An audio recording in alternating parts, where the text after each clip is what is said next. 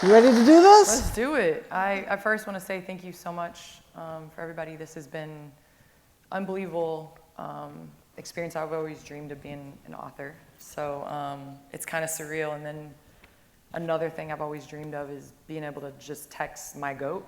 So being able to just like send a text message to her, and I've texted her like 4 times today, like I'm so excited to do this with you because you're awesome. So yeah, all right. You're too kind. What was the motivation behind writing your book? Well, I think first and foremost, perspective is like a big thing. Anytime you're gonna do something, like I wanna have perspective in different perspectives, if you will. And in my 16-year career, it wasn't just the basketball journey, I feel like it was the life journey. And being able to be the rookie and the vet, and now the retiree, to be able to balance motherhood and career. I felt like this wasn't just a basketball book, and it was a book that could be applied to different things, whether it's relationships, whether it's navigating tough times, grief, injuries, like you name it. And so I felt like it was a great time, and honestly, it was like a therapy for me. I know you love the game of basketball. I love the game of basketball. And when I first hit send on that Instagram, it was tough. I've loved the game since I can remember. It was my first love. And so this was almost like therapeutic. Right. To be able to kind of go through my career and write and reflect and be able to have like kind of that perspective of the journey. You talk about perspective, and it's therapeutic. Were there areas that you didn't want to approach, but you knew you had to? 100%. 100%. But I felt like I owed it to myself to put my money where my mouth is. And I think the thing I'm most proud of about the book is I did approach those things that were difficult, but I approached it not from like a tea point of view, not from me trying to spill the tea, but for me trying to give perspective and background of the story. There are a number of relationships within the book. I'm sure some of you all know, they jump out to you, about throughout my career. And I took a lot of responsibility for my actions within it. So it wasn't like just me pointing the finger. Right. Where, 3 or 4 are pointing back at you. Like I felt like, so I kind of approached it. That was the difficulty of the balance. I didn't want to ever tell anybody else's story. I felt like it was crucial for me to remain true to myself of telling how that impacted my life and how it impacted my journey and my decisions and my choices. Were there some things, looking back, now that it's all finished, that you wish you would have included, but didn't? And if you did that, what were they? Oh, you out here asking I'm nosy. I thought you were throwing the softball questions. I tried to talk her out of bringing me up here. I tried to talk her out of this. I would say the only things, there'll be like a random story that will pop in my head that I think could have been applied. There are stories that I did leave out that kind of beat over the head a point that I was trying to make, and I felt like it was just too much. There were a number of stories throughout my basketball career that I felt like I could have included, but was I kind of playing victim a little bit? Was I kind of beating a dead horse a little bit? So I kind of edited some of those out. But yeah, I don't know if there's one particular that, that I would tell at this moment. I'll let you off the hook. We've got enough time here. We've got enough time here for me to be real nosy. Let's get right into when, first of all, and I'm going to be real honest with everybody here, when she first asked me to do this, I go, I need the book. And I know a book is good when I'm stalling to finish it, where I'm speeding and I'm halfway through the book, and then the pages get thinner and small, and I'm like, okay, one page, okay, one paragraph, one sentence. This book is so good, so easy to follow, and authentic. Thank you. And very brave, very, very brave. And I'm glad it's not one of those tell your business, and which I'm super proud of. So with that being said, let's get into it, because the early part of your book, you really are strong into community. And on page 4, you said, before I can reveal any of my keys to success, I have to honor the source. Talk about community and talk about the micro investments that your family made. Well, I feel like if you were to look at, where I come from, I was literally set up for success. Like, I had 2 parents at home that told me I could do and be anything. And not just in the words, but they gave me the tools. They wanted me to succeed, and they didn't put me in any lane. Like, when I was the tallest kid at 5'7" in 6th grade, they were like, sure, play soccer, cool. That's really what you want to do, type of thing. Right.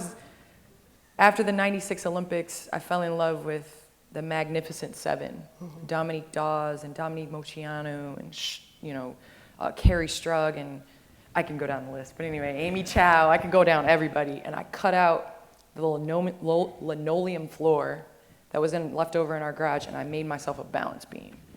And my mom and dad were out there like, yeah, now mind you, one cartwheel, I was at the end of the balance beam. She's ready! But they She's really, ready! Yeah, and so I feel like the passion element of like my parents really being fully invested in me finding my passions and really like driving me into like finding those passions, but developing the mindset to succeed. Mm-hmm. And so I can't tell you enough that like the community element of growing up with 2 older brothers that were the best role models I could have ever asked for in my entire life down the hall from me. And you know something about that. A little bit. It means a lot when you have one of the greats growing up down the hallway that are gonna push you, show you, be hard on you, love you, but nobody else better mess with you. Absolutely. And so I just was, I hit the lottery like with my upbringing, I really did. And I think it motivated me to want to create that in this phase of life. Mm-hmm. Like not just for my kids, but like for what's around me. Like I want to have those people that love me, push me, motivate me, invest in me, and we do the same. And I think some of my fondest memories, yes, they are on the basketball court, but they're around the dinner table, around the breakfast table. They're cracking jokes. We keep each other humble for sure. Mm-hmm. But I just feel like the environment is so important. And so that element, I feel like I hit the lottery, and I'm super grateful for that. You said in your book that, and you're talking about Anthony and Marcus, in both their cases, the key to their success wasn't found at the finish line, but at the starting point. It began with a willingness to be challenged, evolve, rinse, and repeat. What does that mean to you? It's crazy because my brothers, my oldest brother played 10 years, and I tell this joke all the time, but my oldest brother played 10 years in the NBA. He played with some people you might not know. I don't know, LeBron. He played with Allen Iverson. He played with Chris Bosh. Like, he played with some of those people. I don't know if you guys have heard them. He was the corner shooter, like the 3-and-D dude. But what people don't know is, like, he was 5'7" going into high school. Like, he was undersized. He was under-recruited. Like, I wasn't allowed to go to Iowa. Both my parents went to Iowa. I wasn't allowed to go to Iowa because they didn't recruit my brother. I can like understand it was like, that. and we are loyal. So like, if you don't absolutely. if you don't want to recruit him, then we're not even going to entertain it. So it's like I grew up with my brothers having that underdog, undervalued mentality. My middle brother, he's the black sheep of the family. He's a doctor. So he kind of like, people are like, what happened to you? And I'm like, but he's a doctor. He's a doctor. But it's crazy that I saw it from the beginning. Like, I saw when my brother wasn't recruited and he went to Bradley, and then what he turned into going to that. Like, the work he put in, the time he spent on his craft, how he continued to stay like this all the time. And then I remember when he got drafted in 97 to the NBA and like what that meant for my family and how happy and proud we were. So like I saw him running in string suit shoes with my dad driving, following and running after the car.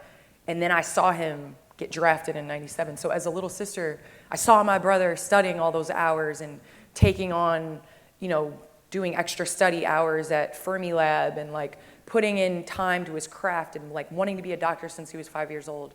And then I saw him walking across in that white coat.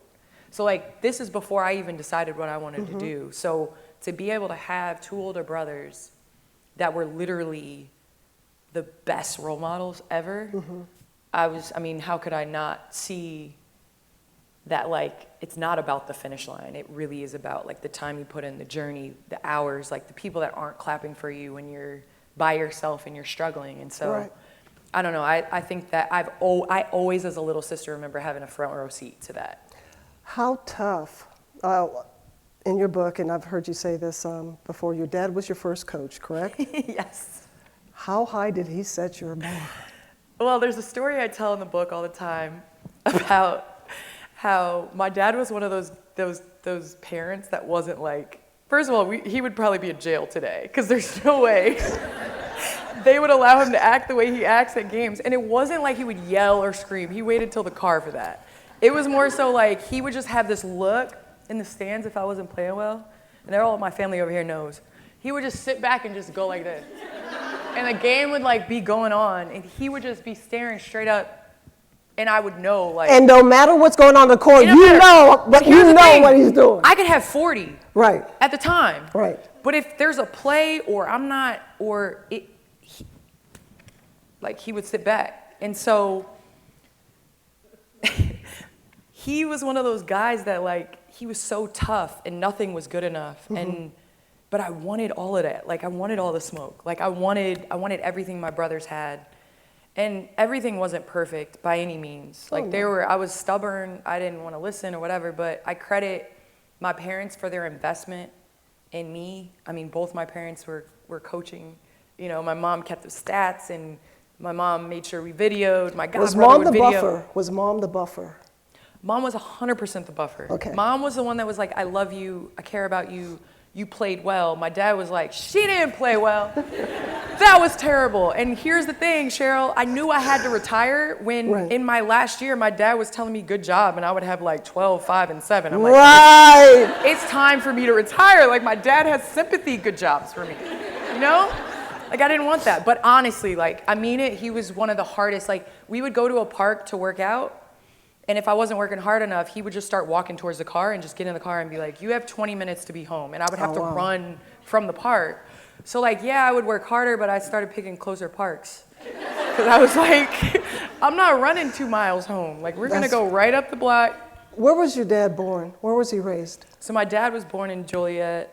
And yeah, he was raised in Joliet. Nowhere near Tennessee? Because he sounds like my dad, so like your dad. Just want to make sure there might be he might be kinfolk, might be related. But let's take me to your junior year in high school. And I call it your injury logbook. 2003. She's a junior in high school, #1 recruit in the nation. The gym is packed. Everybody that's somebody's there, coaches, recruiters. What happens? Take me through it. My dad was yelling at me for not offensive rebounding. And being the stubborn person I am, I decided I was going to show him that I could. And like I took a running start. I remember I planted, I went up, and I remember being like, man, I'm high. And I'm high in the sky up here grabbing this rebound. And then when I landed, a girl kind of hit me. And I felt everything in my knee go, like every single thing in my knee. And you know what's so weird is like before that, like a couple weeks before that, I had felt comfortable. I had like felt like, you know, when you feel like you have unlocked the game a little bit and you're playing at your pace and things are like you're dictating action. There's a flow. There's a flow and you're like, you know, all those things. And I had felt that a couple weeks before that. And then, you know, like that. my knee swelled up. Everybody knew. I remember, like, I knew it was, you know, it was a wrap. And Candace tore her ACL, MCL, PCL, cartilage, meniscus, and back in the day when an athlete did that to their knee, we called that the unholy triad, and that was a deal breaker. That was. And why are you saying this from experience? Not really. I just simply saying back in the day. No, that what was, I'm saying, what I mean. I'm saying that was that injury. But you know. I know. Yeah, Should have put. Well, I wasn't as bad as yours. Yes, but you tore. But mine happened 1,000 years before, where they basically put you on a table, gave you a bullet, and bite on it. Yeah, your knees messed up.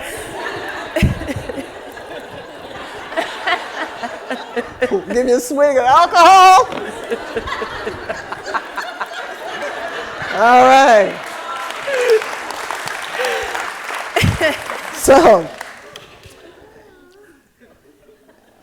I want to know mentally what you were going through, the process, what is this telling this, what is this telling this? I write about it a lot in the book. Like, I can remember not understanding, like, why, but also, you know, my family, I can remember crying at night, my mom getting in bed with me and, you know, telling me everything's gonna be okay. You know, my dad felt so guilty because he felt like it was his fault. But I remember pretty quickly, like within a couple weeks, I was in the mindset of like, what's the road to recovery? Okay. And I'm very like, I put my trials under a microscope. I look at what I need to do, and then I try to plan for like, okay, what are my goals? How am I gonna reach that? Mm-hmm. And I had decided like, I'm gonna play my senior year because it was in jeopardy at that time. I tore it in July 11th, 2003. And we were just coming off of an undefeated season in high school. We were like, we're about to do it again. We're gonna roll the dice again and like run it back. Run it back. And immediately it was like, is she gonna play in high school? You know, and it's weird because when you step off the court, you never think it's gonna be the last time. You know, and so I think that was an experience that was really eye-opening for me because you have this path, you've had it so great thus far, you put the time in, you get what you put down, you know, type of thing, and then it's kind of like derailed in a way. Greatest fear then? What was your greatest fear? My greatest fear obviously was not being able to come back, but my greatest fear was to not be able to play free. Okay. And so we talk about your injury, you talk about my injury, and if people watch basketball with me now, you can always tell the people have never been hurt. Mm-hmm. Because the fearlessness and the tenacity and the way that they go about without a second thought. So if you watch the before, like I'm gonna say the before and after. There is an after. There is an after. And that came with an after. Like I moved different after that. Maybe I got to be as explosive after that, after a couple years, but then the next year, I came back in 5 months from my ACL.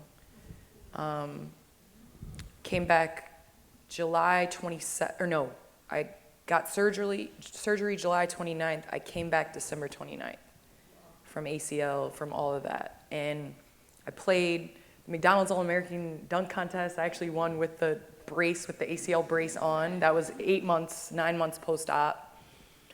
I thought everything was great, and I was great with explosion. The problem was landing. Right. The problem was like, you gotta land and absorb all of that. And the next year I got to Tennessee, it wasn't even, I think it was like 367 days. It was like just over a year. Right. I got to Tennessee and Pat was like, we don't play on swollen knees. Gonna get an MRI. And then I had to have total knee reconstruction again. Bone on bone, femoral condyle resurfacing. I was playing on donor cartilage like my whole career basically. But that was more of like, okay, I learned all those lessons with the ACL. So like, what is this? What is this? What does this mean? And so I feel like in the book, I kind of battle the like why element, and I learned to just kind of trust like the hand you're dealt. And I learned that a lot because of the people around me, but I also learned that through Pat. Like the year that I got hurt was almost the best year for her and I's relationship. Because I remember this, I was struggling. I didn't want to go to a sports psychologist at that time. It was like, you just grit your teeth and get through it. My parents were getting a divorce. I just got to college and moved, 9 hours away from home. I had, a knee surgery. I was literally called crutches at school because nobody saw me without them. I was 12 weeks non-weight bearing in college, my first 12 weeks of school, basically. And Pat saw I was struggling, and she knew I was too stubborn to like accept help. And so she was like, my door's gonna be open on Wednesday. You're gonna come in and just eat lunch. Oh, wow. That's it. And we committed to that, and the first 2 weeks were weird. I just sat there and ate my lunch. Right. But then after that, like, we started talking, and this is before I could score any point. I didn't even know if I would be back on the court, again. And she was the one that kind of like opened the door and allowed me to like be vulnerable. That was my first experience really being like vulnerable with someone, and that was before I could do anything for her. So the relationship where she could coach me hard and be angry at me and be mad at me was established during that year. Did you know that side of her prior? No. Okay. I will say, like, during the recruiting process, like, she was Mama Pat.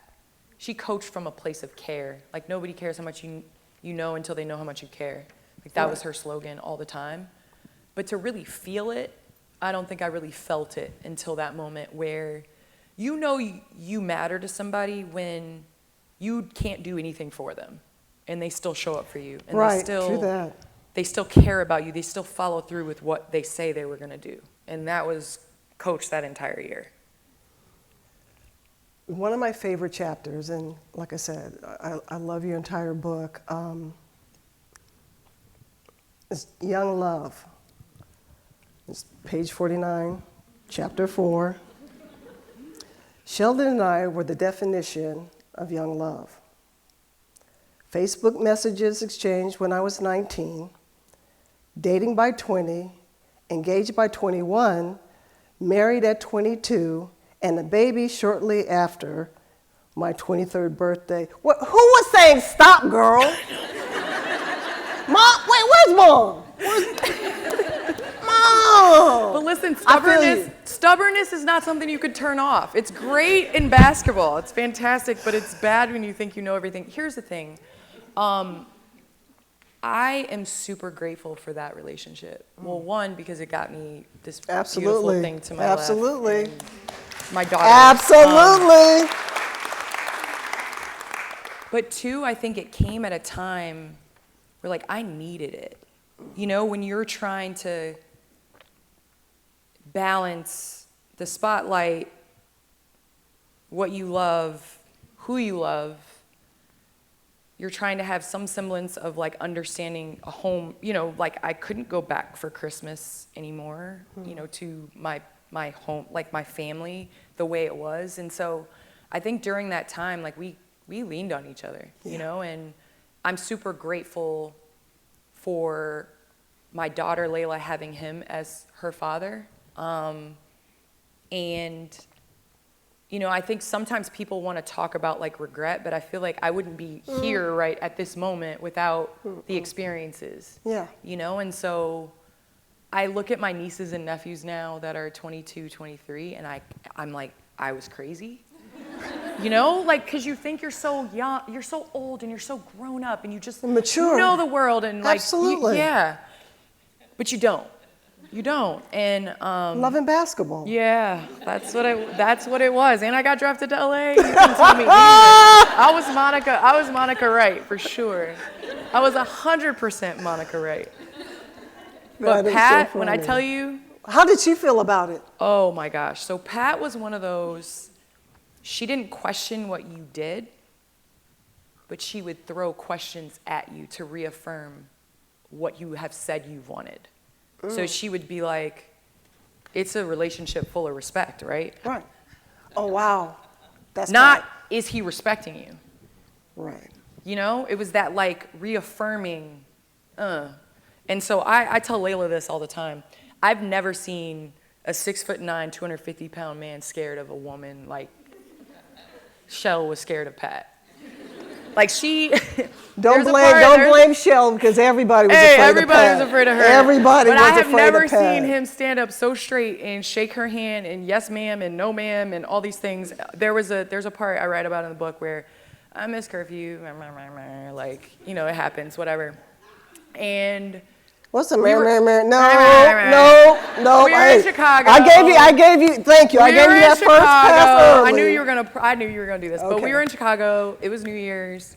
I was stubborn. I was a senior in college at the time, so you know, I really knew everything. And Pat said we had to be in our rooms and check in for curfew at 1 a.m. And to me, I'm like, if we're in Knoxville, it's like party until you drop, right? Like there's no curfew in Knoxville. But because we happen to be in Chicago, there's a curfew. I'm one of those, like, it has to make sense. I mean, not anymore, but back then. And I was like, okay, it has to make sense for me to be like, oh, okay, I get it. So I checked into curfew. I just checked out afterwards. And so I didn't even like try to disguise it. I was still in the hotel. He had flown in, Shell had flown in, you know, and came in for New Year's. And so he was leaving the next morning at like 4 in the morning or something like that. So he was staying in the hotel. So I went to his room, like whatever. And all of a sudden at like 2 o'clock in the morning, I hear the phone ring. Ooh. And I'm like, oh my gosh. So he answers, yes, ma'am. No, ma'am. She right here, ma'am. I was like, you sold me out? Like, you could have said, he's like, I can't lie to Pat. Like, I'm not lying to Pat. So, like, that's the amount of respect that she commanded on a daily basis. So you guys don't understand about Pat. Pat was the governor, the president of Tennessee. She had connections to the CIA, the FBI. She was social media. Pat would know stuff. Pat was like, before social media. You're absolutely. No, Pat was literally social media. Like she would be like, "You were here on this day." Like, how did you know that? Yes. She had the intel on everyone. Let's fast forward a little bit to 2008. Okay. You win your second national championship back to back. You know something about that? You do. You're the #1 draft pick. Were you able to go to graduation?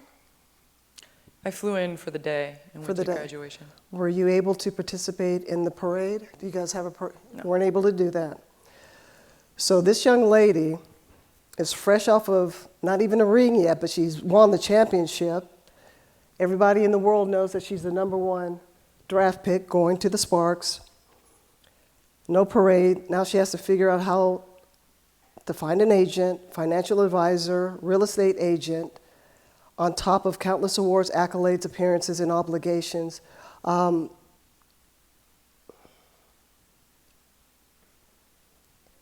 It's a baller's dream come true, what you achieved. You had it, I'm not gonna say it was handed to you, but it was all at once. How did you process it? How did you digest it? And did you enjoy any of it? It's crazy because the emotional roller coaster that you don't know you're gonna feel, like when you play your last game. Like when I suited up against Stanford in 2008, like I knew it was my last game. In Tampa, my whole family flew in. It was the first time my whole family was at the games all together. I'll never forget it. That's the part that I took in, I would say, is them like showing up and like being there and like that. But then it was like still my hair was like soaked in champagne. I was 21, so I could drink. My hair was soaked in champagne, and we had the draft at 2 p.m. the next day. So like we literally won the championship one night, and the next day was the WNBA Draft. Wow. And so it was just kind of like the team went back. Pat wasn't even at the draft. She went back with the team to do the celebration. And I stayed in Tampa and we did the draft. And then that night I was on a plane out to LA. I mean, I think I flew to Sacramento first because Sheldon was playing for the Kings at the time. And I flew out there. then the next day I went to LA, and then it was just like, okay, I got to figure out who I'm signing with. So we had to fly out to Portland to do the Adidas and Nike meetings. And then it was, okay, well, I have to get out of my apartment, move my stuff out here, finish classes, find all the, financial advisor, real estate, all that. And it was just kind of like, I've dreamed of all of this, the ESPYs and, whatever. And it was like 2 weeks later, training camp started. So it was kind of like, it was really difficult to process because as a hooper, you always grow up and you want to have all those things and you want to experience all those things, but all of them were happening so close together that I don't think I really got a chance to like really grasp it. And then that next year, that weeks later, WNBA took a pause and it was the Olympics. So it was like, okay, but I was just trying to like keep my head above water at that point. Like it was exhausting. And then, I came back from the Olympics and it was straight into WNBA playoffs and I could not figure out why I was so tired. I had no idea. I was like, man, jet lag is crazy. It was like going on 3 weeks. I couldn't keep my eyes open. Right. And then a couple weeks later, I found out, like I came back with more than just a gold medal from the Olympics. I came back with my daughter. I was pregnant. And so it was just 2008 was just... That's a whirlwind. A lot. No, that's not a lot. That's a tsunami. It was a lot. And it was everything I had ever dreamed of in my entire life. But I just didn't have time to like really process it and really enjoy it and take in the experience. And so I'm proud now to look and see that they've made adjustments with the draft. Like you're giving people a little bit more time to, not a whole not lot. much, but a little bit more time to like be able to, yeah. So it's one of those things where it is tough to process because it is everything you want, but it came real fast. Number 1, draft pick, sparks, gold medal, motherhood. How difficult was it, and were you afraid to tell the organization? 100%. I remember shooting, so my daughter's birthday is May 13th. I remember shooting an ESPN cover shoot end of December, and we had not told anybody that I was pregnant. Oh, wow. Because I had just signed a deal to play in Russia that year, and we were trying to figure out how to like navigate that. And so my agent was like, let's just chill for a second, like figure it out. So it was difficult for me because I always wanted to be a mom. If you know me, like I've always dreamed of having kids. And so it was like one of those biggest moments of my entire life that I've always dreamed of, but I was worried about like what other people thought and how they would react and how they would take it. And would the organization be, I was coming off of Rookie of the Year and MVP, like the lights were bright. And so I felt like I was disappointing and letting people down. Like women's basketball had fought so hard to be where it's at, and pretty much they had been like, you're the next. You were the torch. You're the next. And I felt like in some ways they were gonna say that I'd kind of like squandered it a little bit. And so like the happiest moment of my entire life of being pregnant with my daughter was like met with kind of like, okay, I can't tell people, I have to keep this kind of like a secret. And so we announced, and I remember Layla's dad was playing for the Sacramento Kings, and I hadn't told anybody. So I was with Kara Lawson, who went to Tennessee, working out with her. Jenny Busek, who's actually assistant coach for Indiana Pacers right now.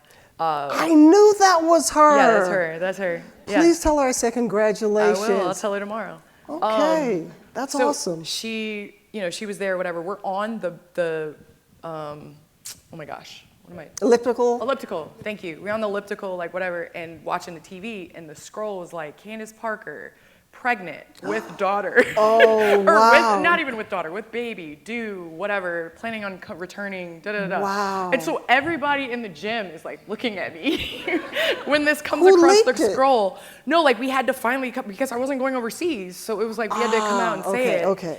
And so it came across the scroll, and so everybody's like, okay, so that's why you're not intensifying your workouts on the court. Okay, now I get it, because they were like, you should kind of ramp up if you're going to plan on going overseas. Right. Yeah, and then after that, ESPN called back and was like, so the cover we shot's probably not gonna work. We need to come out with something else. And that's when it was the first time I proudly showed my bump.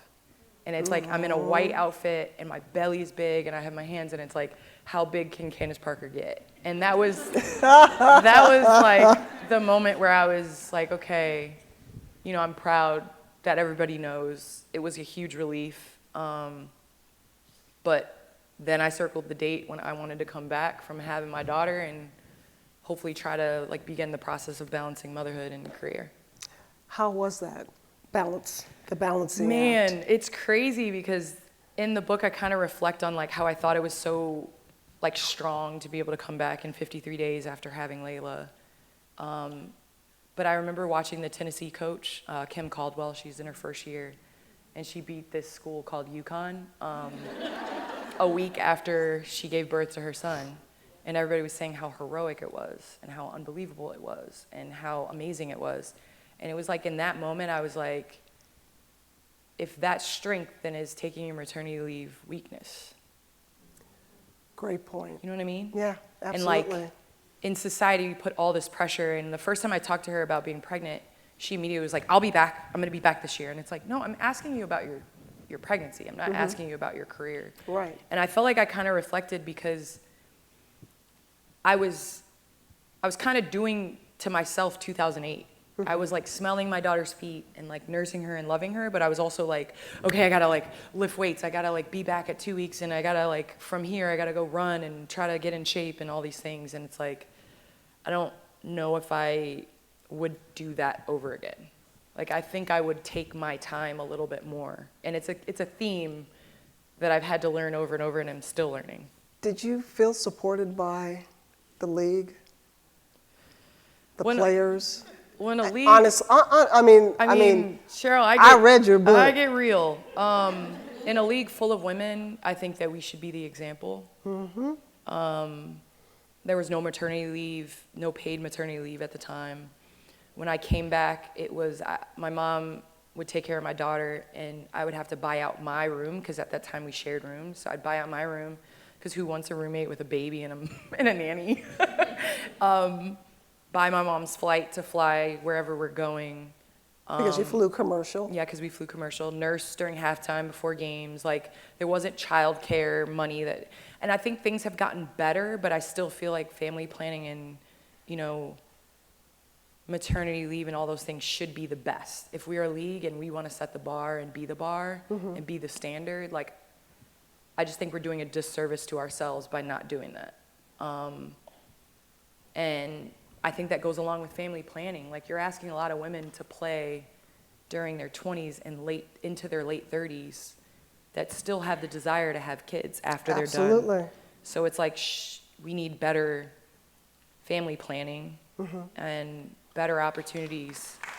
Yeah, absolutely. Absolutely. Take me to 2014.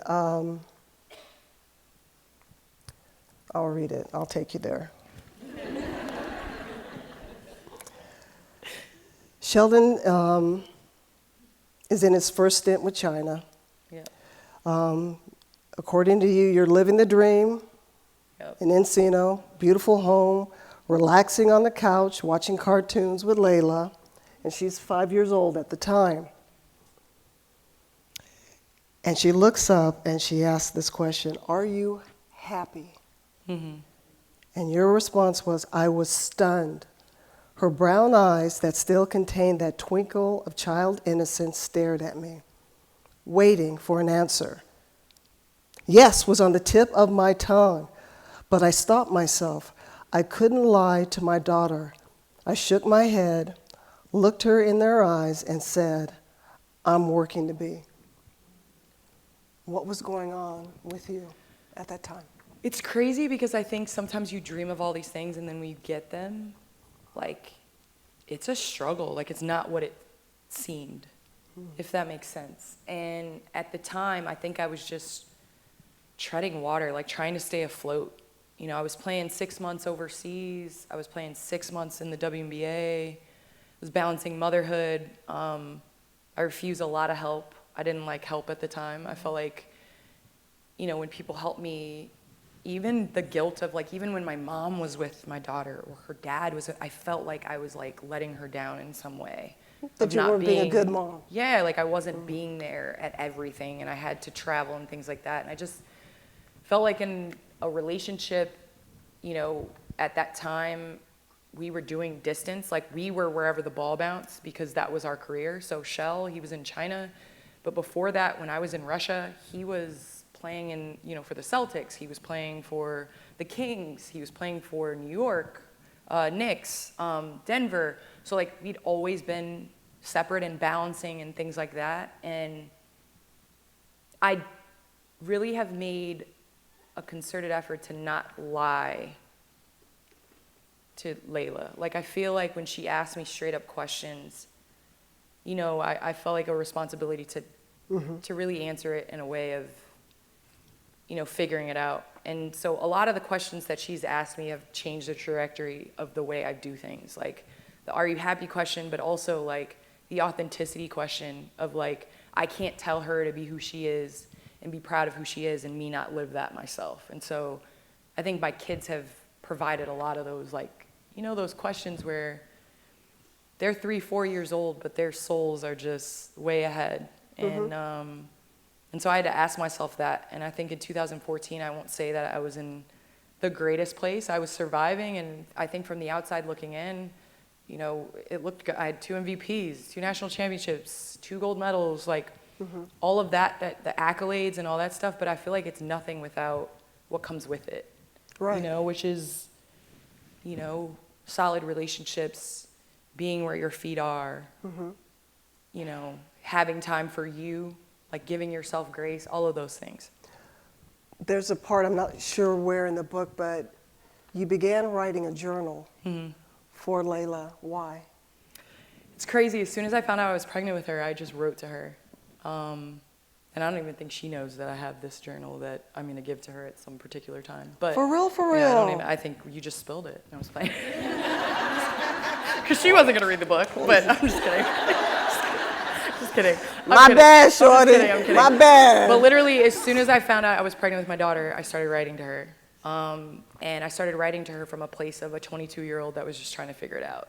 Oh, and awesome. So every moment, every issue that her and I have, everything I have in my life, every birthday, I write to her from a perspective that I feel like will change as I get older. Because I feel like the separation of like where you were and that like young innocence and, you know, you're naive and all of those things, you take a step back and it's like, you know, you think you know it all and you forget like what that journey and the hours that you put in and the uncertainty and falling in love at 21 years old and like thinking you know it all. So, you know, I don't know when the perfect time to give it to her will be, but you know, I have it and I feel like we'll both be able to kind of like well, when she meets her Shell. Yes. So like in 20 years. Exactly. Like 20 years. 22 like, 3 years. 36, 37. All right, so 2008, first season in the dub. Take me to 2016. I didn't know you had so many coaches with the Sparks. Yeah, 9. Talk about the difficult. I have them listed, but I don't want to. 9 coaches, 1 general manager. Michael Cooper. I'm gonna just since I wrote it down, I'm gonna say you had Michael Cooper. That was your first coach. Jennifer Gillum. She played for me with the Mercury. Joe Jellybean Bryant, Kobe's dad. Yep. Carol Ross. Penny Toller, GM. Yep. She stepped in for a second. Brian Agler, that's who you won the championship with. And Derek Fisher. Yep. Is that 9? I think it might be. But anyway, yeah. A lot of coaches. Yeah, that's a lot of coaches. Talk about how difficult the journey was to get that first championship, because once you got there, I'm sure you were thinking 2, 3. Man, when they asked me, I was like 6, 7, 8, 9. Like, why not just? Right. Yeah, exactly. Right. It's crazy. Both hands. It's crazy because in 2008, if Sophia Young's fadeaway off the glass shot at the last second doesn't go in, we go to the chip. And I know everybody feels like they're gonna win in the finals. But like we had Detroit Shock's number that year. Like we were gonna win the championship that year. And it's crazy because there's a point in the book where I get on the bus and I'm like Anthony Edwards, I'm naive. I'm like, yo, I'm gonna be back here. Like I'm 23, like of course, 100%. And Coop is sitting there like with his head in his hands. And he's like, when you have opportunities like that, you don't blow it. And of course he's thinking Boston Celtics series. Right, like, right. He's thinking like all those battles with the Celtics and how they let championships slip away and, you know, all the battles that they had to get their championships. Mm-hmm. And I'm naive and I'm like, I mean, we'll just do it again next year. And then next year happened and I had my daughter and it was Lisa Leslie's last year and we lost to the Mercury. Then the next year happens and I mess up my knee that year and only played a few games. Then the next year happens, I dislocate my shoulder and I can't play. And then the next year happens. Like it was just like this. Mm-hmm. And then there were off the court things. And so I would say that, you know, trust is such a difficult part because we say it's not for results, but usually trust comes with results. True. Right? Like you trust somebody more when, okay, you can say stuff for so long, but then at some point it's like, you got to prove it. Okay, like right. Show me something. There's got to be some action behind this. Mm-hmm. There's got to be some results that happen, and they just weren't happening. And so it's like I didn't go to the finals for 9 years. For 9 years, like I had never experienced that. We won in high school, it was 2 straight championships. We won in college, like the longest it ever took me was 2 years. That was it. Never had been in this situation before. That was a drought. Oh, that's a drought, for sure. And then you start feeling the pressure from like the outside. And then I looked up and I felt like I had become part of the problem. Like I didn't like who I was. How so and why? You know, I think I had always been in a culture of when there was a loss, regardless of whether Pat and I butt heads, her door was open, we went in, we squashed, we yelled, we screamed. It's the conversations that end without resolution. Mm-hmm. It's the conversations that end when the fingers are pointed in both directions and there's no accountability. And I felt like it was like that with the Sparks on both sides.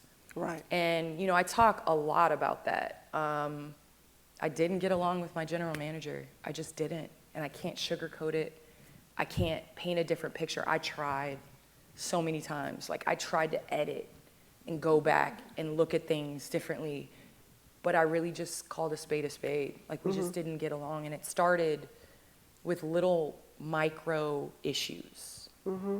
It started with the blame, and it started with not having resolutions, and it started with meetings that were ended in FUs. And it started in trying to be like put as an example and like embarrassed. And it was like that. It was gradual at first. And then it just erupted. And we had good times because we had great people. In 2016, our team was full of great people. And I'll tell you, the recipe for winning, you got to have competitive people, and you got to have good people. Mm-hmm. You know, you give me an organization with that, like that's what you're going to get. And 2016, I was so grateful that we were able to get over the hump in the hardest way. And it was just so many different like connections. Like you think about, I hear Pat still to this day, like offense sells tickets, defense wins games, rebounding wins championships. We want an offensive putback. Like I still hear Pat telling me to go to the offensive glass, and NECA got the offensive rebound and put it, like there were so many, and that was the year she passed away. So it was just like, there were all of these like connections.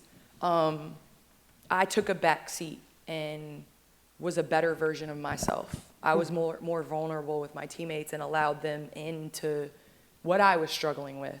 That was when I was separated from my ex-husband at the time. And, you know, it was tough coming to practice, but I enjoyed I enjoyed it. And I felt like I opened up to them, and they, you know, we helped each other. And so it wasn't my best year statistically. Nneka was unbelievable. She was MVP that year. Nneka was balling. I mean, Nneka yes, was balling. I don't think yeah. she missed a shot in like 8 games. But it was a weird dynamic because I was so used to having to carry such a heavy load all the time. Mm-hmm. And at times, I think that year taught me that you're at your best when everybody around you is at your best, Absolutely. at their best. Absolutely. And so that was like the dynamic of like, you know, we won the championship because Nneka was great, because I showed up, because Christy Tolliver played well and knocked down shots, because Elena Beard was Defensive Player of the Year, because Jantel Lavender came in and was 6-man. Like, we won because of all of those things. And so I think that was what like unlocked like trying to make people around you really better and, you know, being your best self in the process. So help me with the timeline. So 2016, you win the championship. How are things in the organization with the GM, Penny? Do you kind of know it's time for me to, I may need to look elsewhere? 2017, we got back, and it's crazy. Okay, so 2016, we lost game 4. So we did all that. We had an opportunity to win on our home floor. We lost game 4. Mm-hmm. I'm like, here we go again. Sophia Young again. This is San Antonio again. I'm going to be Coop with my hands on, you know, my head in my hands. We had to fly to Minnesota. Magic came in after the game, was trying to like talk us up. You know, you guys got this, you know, and my gaze was on the floor the whole time. I'm like, I can't believe we did all this work and we could go back to Minnesota and lose. It was wild. And it's crazy because my brother Anthony is like amazing with words, and he's always like, his warrior dial is like always like this. Like, he's not frazzled at all. I'm not. I'm the little sister that's like, ah! Like, I'm crash out, you know?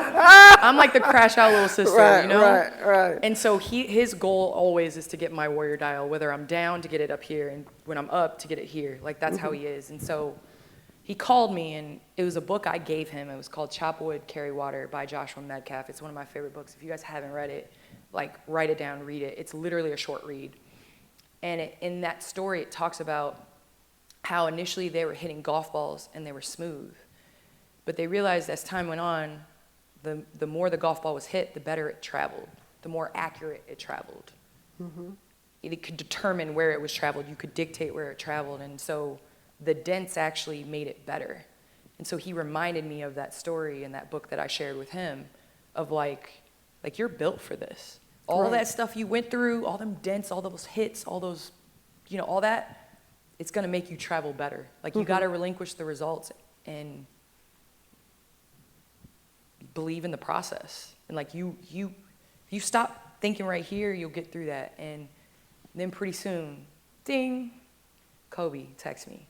It was like, it's better the hard way. He's like, you don't go down with bullets in the chamber. Like, you go down swinging. Mm-hmm. And I don't know, I just am super grateful for those two reaching out to me in those moments with what I needed, because it made me focus, and it made me realize, like, I still have the opportunity. So in 2016, we won game 5. 2017, we lost game 4 again, went back to Minnesota. I actually shared a middle seat, so it was Delta Premium Plus. I got the middle seat, unfortunately. Sylvia Fowles is to my right. I don't even remember who was, I think Jantel Lavender was to my left. And me and Sylvia are like fighting over the armrest. So I won the armrest, but she got the championship that year in 2017. But yeah, we lost. 2018, we got a 3 seed, lost to Washington. That year they made a coaching change.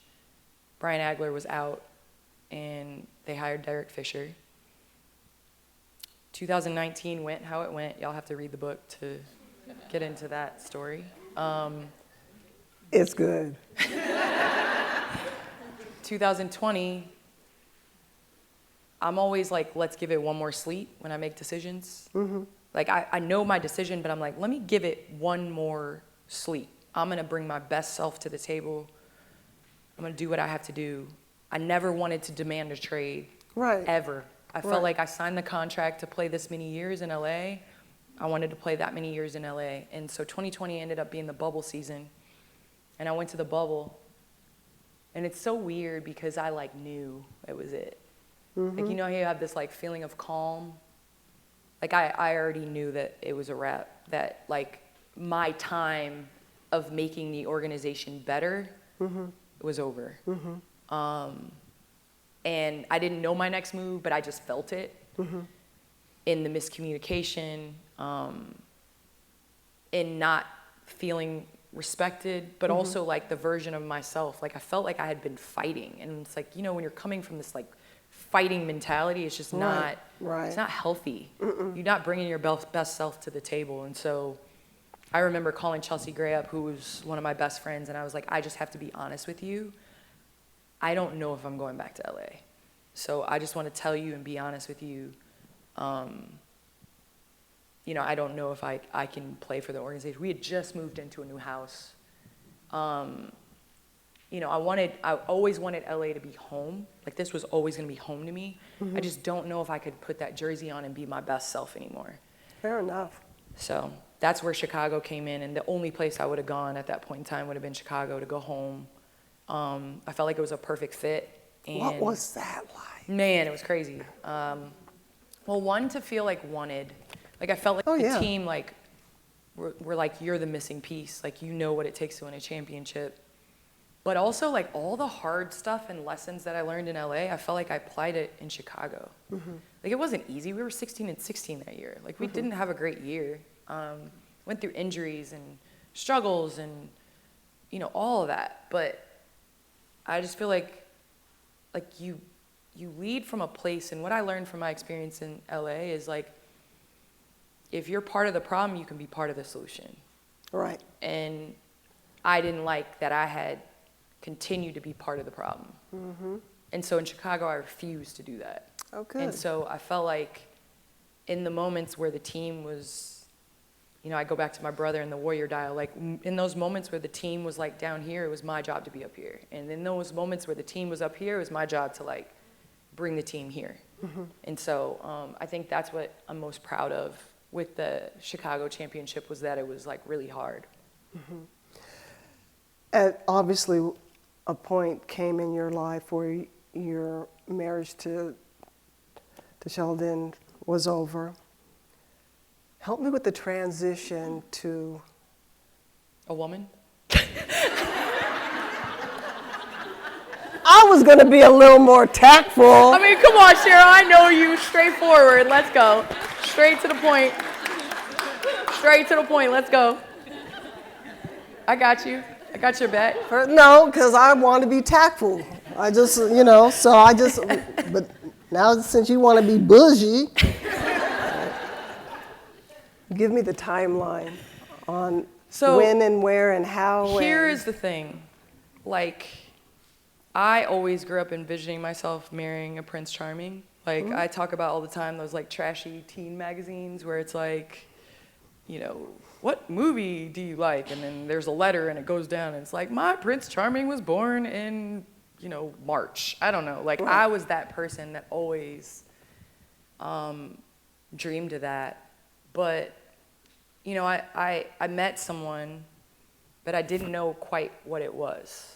Because I never opened my eyes or allowed myself to like even envision that. I had done what I didn't want anybody else to do to me. Like I had literally put myself in a box of what I was and who I envisioned myself with, and I didn't allow it to happen for like a really long time, of allowing myself to really open up to really be with somebody like Anya. But it was weird because, I don't know, I felt like she was the same way. And you always think about what other people think, or what other people are going to feel, or what other people are going to say. And so I think it took a really long time for us to even just be okay with it. And, you know, 2015, 2016, I could say, like, without a shadow of a doubt, like, she was my best friend. And I leaned on her for everything. And we were like literally each other's vaults of insecurities and fears, but also like amazing laughs and experiences and dreams and hopes and all of those things. And so I feel like I knew before she did. Like I knew that she was my person before she did. But when I tell you I didn't realize how much pressing send, again, on Instagram. Instagram and I have this like divulging information on Instagram. Just press send and just, yeah.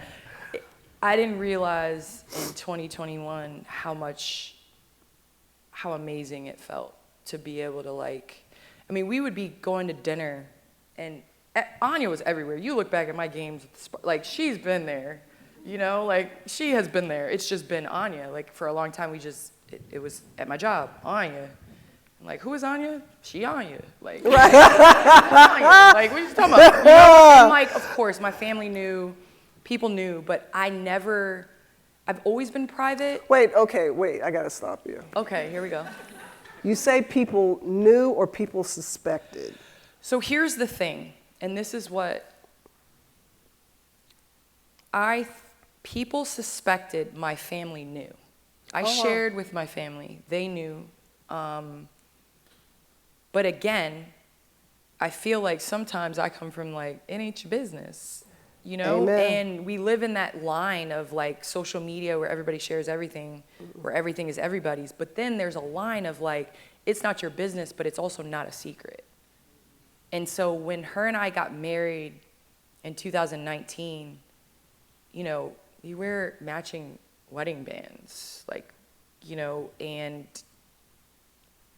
it was just kind of well, people know, whatever, but we were still operating in a place of okay, I understand that the world is better now and more accepting now, but how will this impact our life?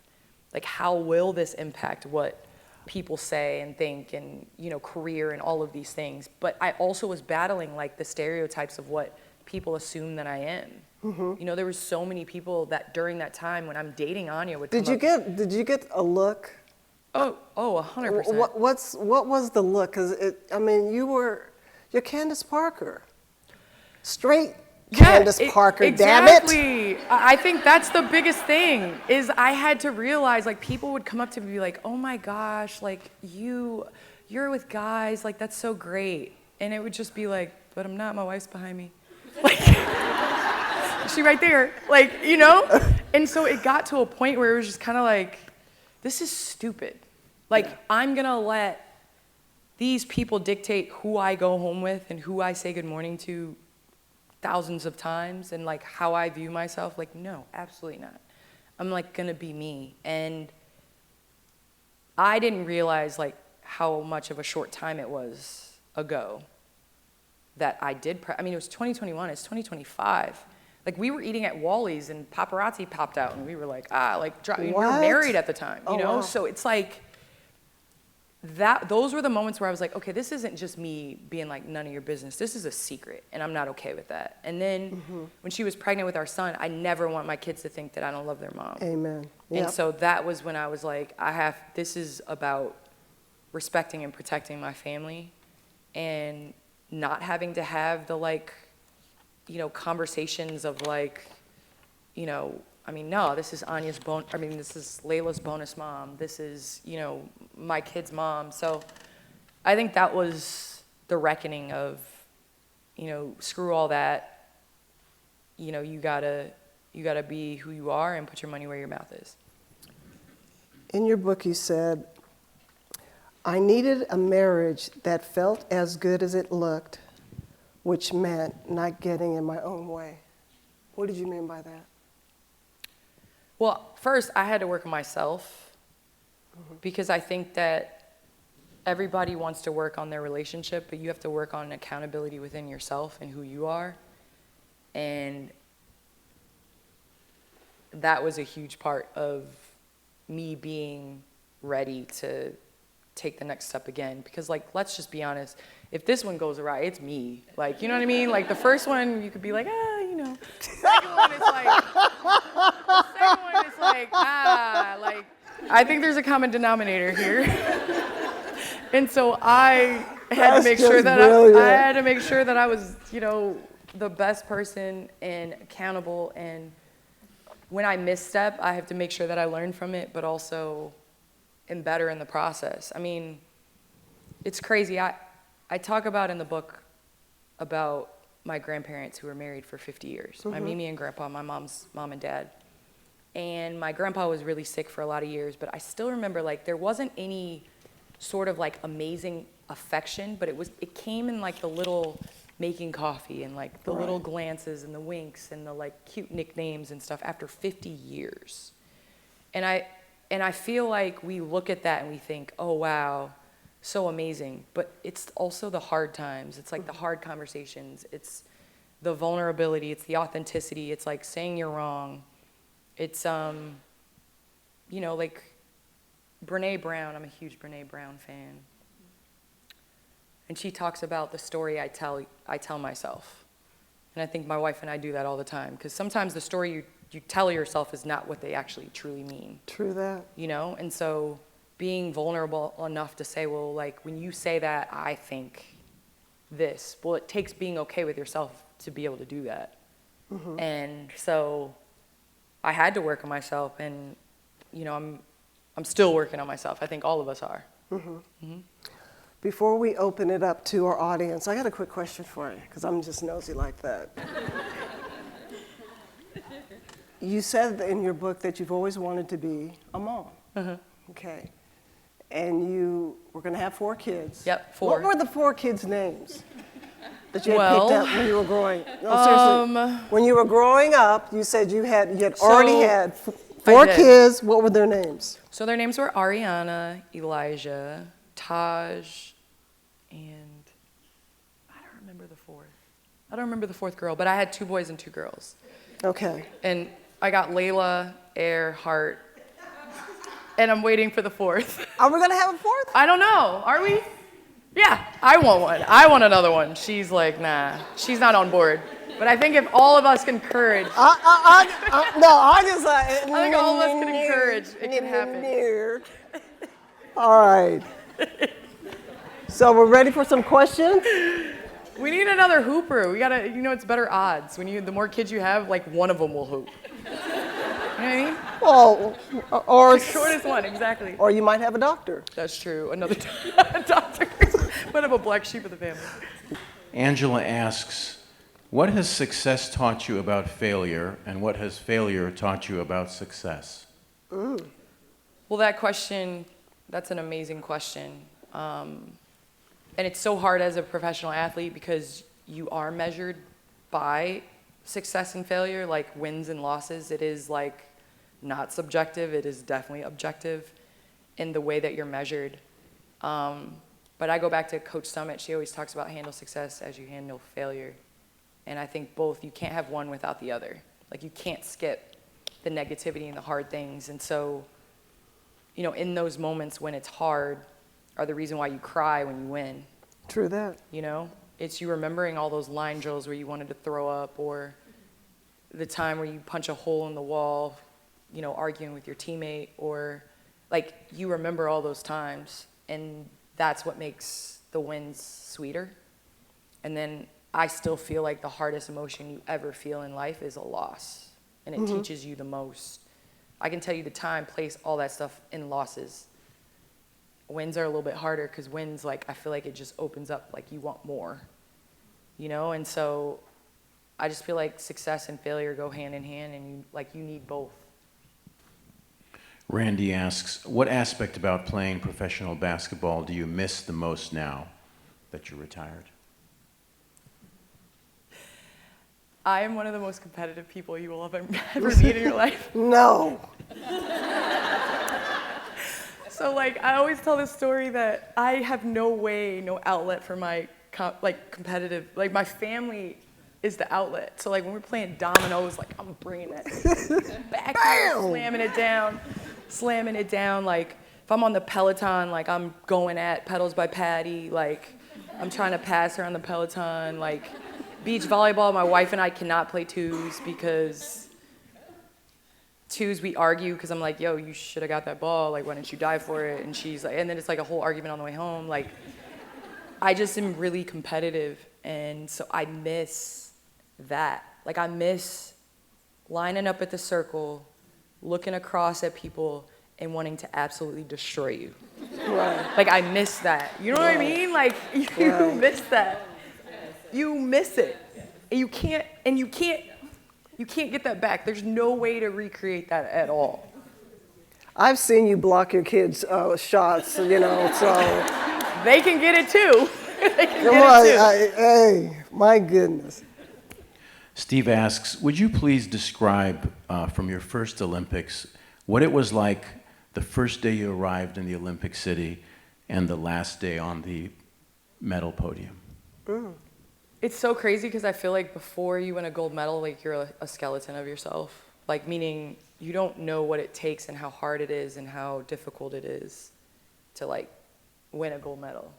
And I say that not necessarily like in the wins at the actual tournament, but like you look around and you see all these athletes. Like at the time, Allison Felix was like doing crazy things. Michael Phelps was going for like a historic record. And like I'm at the Olympic Village with all of them, and Kobe Bryant was practicing before our practice and I got to watch him, work out and things like that. So I feel like from the first day, I realized like it was my dreams and like my journey and all that stuff, but like standing on the podium, you realize like there's very few people that have that opportunity to like really see their dreams come to life. And so there is nothing like hearing the national anthem and the gold medal and looking up at the flag and like looking into your family in the stands and like realizing, there's nothing like that feeling. I agree. This is your book tour, kid. I've done my job. You've done it well too, Cheryl. You've done it really well. No, we would like to hear your experience. Actually, no, when I say this is her moment, well deserved.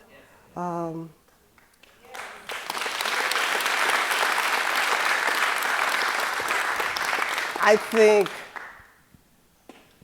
put aside the basketball, this young lady has done so much for women's basketball off the court. And a highlight was just recently, she was calling a playoff game. And I just happened to turn it on, and I'm like, wait, I know that voice. And I'm like, oh my gosh, it's okay. And I'm listening to her, and then I'm really listening to her, and I'm watching the game, and I'm like, oh my gosh, she's really good, because I've seen her in studio. So I'm texting her during the game. Great point, da da da da da da da da, blah blah blah blah blah. But I was so proud of her, and she's an executive, now an author, and the sky is not only just the limit for her, but she's one of the women I admire the most because she's like this.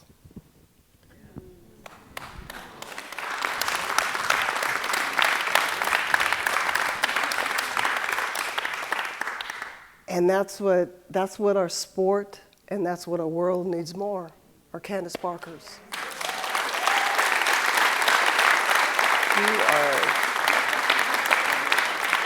Cheryl, like, stop it, because you've been the bar for a really long time, and I'm glad you're getting your flowers now, and people are seeing it, but I think, no, I mean it, because, you have always been a mentor of mine, and I am just, you doing this, like, and the energy and effort you put into this, it shows me, like, in greatness in the little things and the big things and why you are who you are. Because you've always been positive about women's basketball. You've always been on the sideline cheering. And you didn't have the WNBA to play in. Like, you didn't have that opportunity to showcase that you were the GOAT. And, you have, if you ask all of my family, it has never changed or wavered, like, who the GOAT has been. And will forever be. I got Kevin Cottrell. I worked with him at Turner over here. We talked about you all the time. Like, he texted me earlier talking about, can I meet Cheryl afterwards? So I just want you to know, like, how much you mean to women's I know basketball. this dude. Yep. I know Yes, this dude. exactly. What's Turner. up, Cal? So, yeah, exactly. So I say all that to say, like, yes, but I'm following in your footsteps that you led. Like, you were the first person that was a woman on television that I saw that I didn't see as a woman's broadcaster. That I wasn't like, oh, she's a woman broadcasting men's sports. Like, you were a broadcaster. And so whenever I hook up to the wire, like, I always try to remember that, like, the way you command respect and you know the game and you speak basketball and the way players respect you, like, that's what I want to emulate and what I do and how I broadcast. So I appreciate you for laying, like, the foundation and, I mean, being here and doing this, like, so I'm super grateful for you.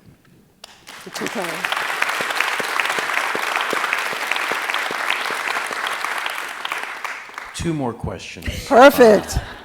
Andrew asks, do you see any similarities in the theme and mindset between your book and Kobe's Mamba mentality? Ooh.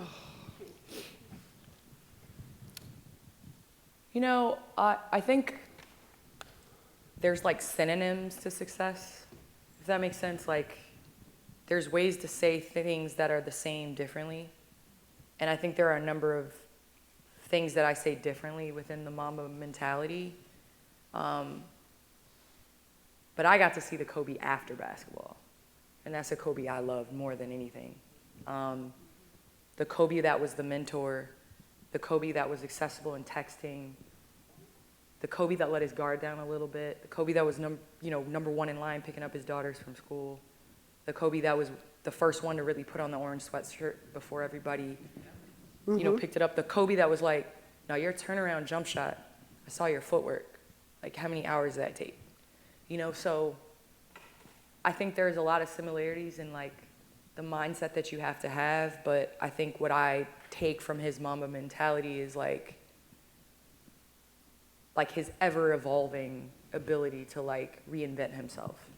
I mean, I thought he was going to struggle after basketball. I thought he was going to be on, like, Venice Beach walking with a whole Lakers outfit, like, dribbling the basketball.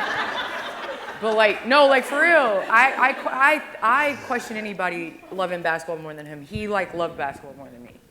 So I feel like him becoming an author and, like, coaching his daughter and, like, doing all these things after basketball was really the Mamba mentality that, like, I tried to replicate, especially in the can-do mindset. Final question. Clarice asks, athletes and celebrities, like anyone else, have opinions and causes they champion. Would you comment on the role of an athlete when it comes to representing causes or opinions on social issues? I'm of the opinion that anyone with a platform, even if it is as a result of an athletic prowess, have a responsibility in caring about issues and voicing their opinions. Where do you stand on that? So I come from a league that's 80% African American, that's part of the LGBTQ plus community, different socioeconomic backgrounds. We're a league of women. So in general, we're like the minority, we're the majority of the minority in this country. And so we reflect those communities that we come from. And, like, if we don't say it, who's gonna say it? And so I feel like, to some extent, society scrutinizes the women in our league probably the most, but they're relying on our voices and eventually they're heard. And so I think I'm most proud that even in 2020, when it wasn't popular, to stand up, even in 2017, 2016, like, our league was always at the forefront of trying to fight for those communities. And Black Lives Matter. especially, like, I think the voices, may not always be heard right then and there, but they're heard. And, I'm proud of, like, how we've represented and spoke out, and I think utilized our platform and put our money where our mouth is. I mean, like, flipped an entire Senate race. I think it's kind of remarkable. So, in this day and age where it is a thin line of scrutiny and praise for using your voice and speaking up for what you believe in, I don't think our league has ever wavered in, like, who we are, because we know what we have to represent. So, yep.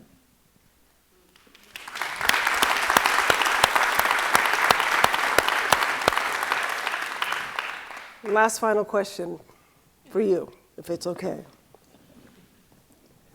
This is not complicated. And everyone that reads your book, moving forward, what's the biggest takeaway that you want them to have? The biggest takeaway I would love for you all to have is what it took a long time for me to understand is like the process of giving yourself grace, understanding that like we're always evolving and changing, and I think it goes for the people that you love as well. I think that throughout my book you'll see like a common theme of chasing people, chasing passions, and that is your purpose.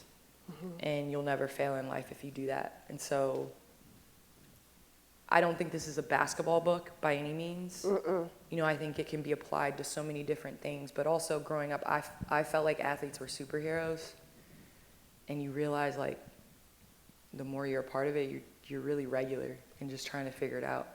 It's just the mindset that you have to be able to get up and put one foot in front of the other and figure it out. And so, yeah, I think that the biggest thing I would say is just like giving yourself grace and understanding that like we are literally a process.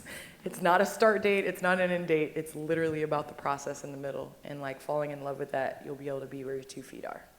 So, ladies and gentlemen, the dynamic Candace Parker.